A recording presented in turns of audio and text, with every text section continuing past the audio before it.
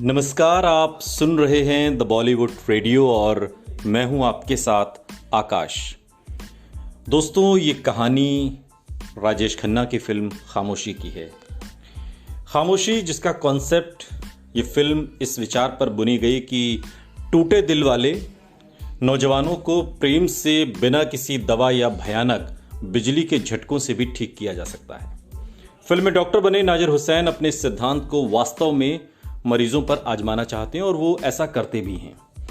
और उनकी सबसे काबिल नर्स या राधा यानी कि वहीदा रहमान उनकी थ्योरी को अपनी लगन, निष्ठा और नारी सुलभ गुणों के कारण असलियत का जामा पहनाने में कामयाब होती है। और एक अमीर परिवार के इकलौते लड़के देव यानी कि धर्मेंद्र को जो प्रेम में नाकाम रहने पर अपना दिमागी संतुलन खो बैठता है, फिर से सामान्य रूप से जीवन जीने के लायक बना देती है। वो इस सारी प्रक्रिया के दौरान वो खुद भूल जाती है कि उसका प्रोफेशन और पर्सनल जिंदगी दो अलग अलग बातें हैं, और वो ये सीमा रेखा को पार कर जाती है और देव से खुद मोहब्बत करने लगती है, जो कि उस पर बहुत निर्भर हो गया है।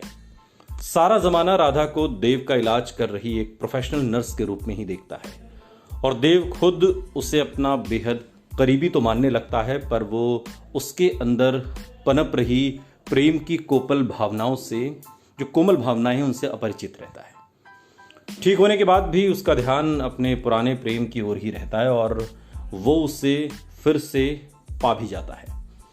डॉक्टर को उनके इलाज की नई विधा की कामयाबी पर चारों तरफ वाहवाही मिलती है और खुशी से वो फूले नहीं समाते और राधा की भी तारीफ में कसीदे पढ़े जाते हैं। और वो इस बात से पूरी तरह से अनजान है कि राधा पर क्या बीत रही है, जिसका प्रेम धंसे फूलने से पहले ही कुचला गया है।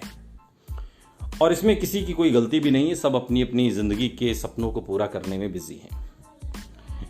और अब एक प्रश्न तो ये उठता है कि क्या सिर्फ नवयुवक प्रेमियों की अस्वस्थता पर ही इतना जोर दिया गया है? टूटे दिल वाले जो नवयुवतियां होती हैं, लड़कियां होती हैं, उनका क्या लड़कों पर ही ये फिल्म बनी है? अगर डॉक्टर साहब का नुस्खा इतना असरदार है तो घर वालों के प्रेम से भी नवयुवक को ठीक हो जाना चाहिए। आखिर घर में भी तो माँ बहन का प्रेम उन्हें संभाल सकता है। अगर एक लड़की के ही प्रेम की ज़रूरत है तो क्या इन प्रेमियों की शादी करने से मसला ये जो पूरा हल हो जाएगा? जाहिर है कि फिल्म विषय में गहराई से नहीं उतर पाती अगर इसका एनालिसिस करें।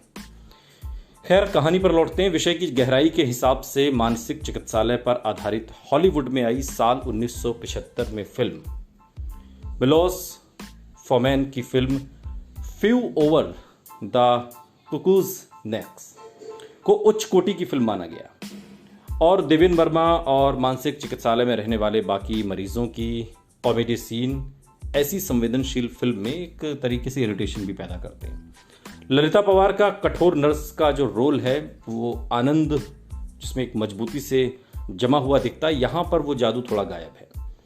इफ्तिखार और अनवर हुसैन भी अपनी अपनी तरफ से फिल्म को एक स्टैंडर्ड देने की पूरी कोशिश करते हैं। अपनी दर्जन भर अन्य हिंदी फिल्मों की तरह स्नेहलता ने यहाँ भी साधारण अभिनय करके अपना काम चला दिया।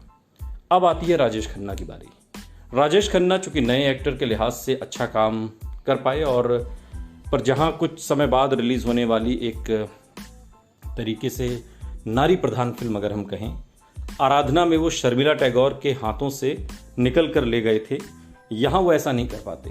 आराधना में वो फिल्म है तो महिला प्रधान लेकिन लगती है हीरो प्रधान, उसका सारा श्रेय राजेश खन्ना को जाता है। लेकिन इस फिल्म में यानी कि खामोशी में वो वहीदा रहमान के आगे टिकते नहीं, वहीदा रहमान उन पर भारी पड़ती है। और यहाँ ये ज़रूर कहा जा सकता है कि गीत है वो शाम कुछ अजीब थी के दौरान उन्होंने आने वाले समय में रोमांस में वो क्या करने वाले हैं इसकी एक झलक ज़रूर दिखला दी। लेकिन ये कहा जा सकता है कि खामोशी को एक असरदार फिल्म बनाने में वहीदा जी के उच्च कोटि के अभिनय का बहुत बड़ा हाथ है और उन्होंने अपने चरित्र की उलझनों, परेशानियों और दुखों को इतनी शिद्दत के साथ इसमें जिया कि वो नज़र भी आती है।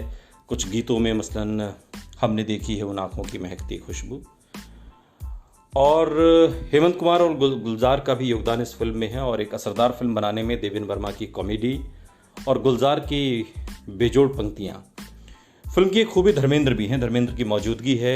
देव बने धर्मेंद्र और राधा यानी कि वहीदा रहमान की ज़िंदगी में कुछ समय पहले आए थे और एक तरीके से फ्लैशबैक तकनीक द्वारा दिखाए गए और एक या हद से हद 2 बार कैमरा धर्मेंद्र का चेहरा दिखाता है, वरना उनकी उपस्थिति का आभास तो दर्शक को राधा की स्मृतियों के द्वारा ही होता है। और फिल्म खत्म होने के बाद दर्शक हो या फिर विश्लेषक, वो फिल्म से प्रभावित हो जाता है, क्योंकि फिल्म के जो अच्छे भाग हैं वो बेहद अच्छे हैं। फिल्म कहीं ना कहीं अंदर तक घुस जाती है, कोमल भावनाएं जागृत करती है और यही इस फिल्म की कामयाबी है। दर्शक किसी से कुछ बात नहीं कहना चाहता, क्योंकि बात करने से फिल्म का प्रभाव कम हो जाता है। एक सन्नाटा उसके चारों तरफ उत्पन्न हो जाता है, जो कभी तो राधा की आवाज़ से टूटता है, कभी हेमंत कुमार की आवाज़ से, जो कहीं दूर से आती हुई प्रतीत होती है।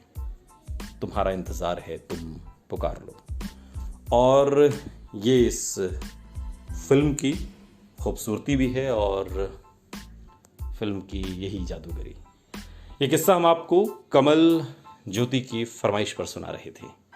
सुनते रहिए द बॉलीवुड रेडियो, सुनता है सारा इंडिया।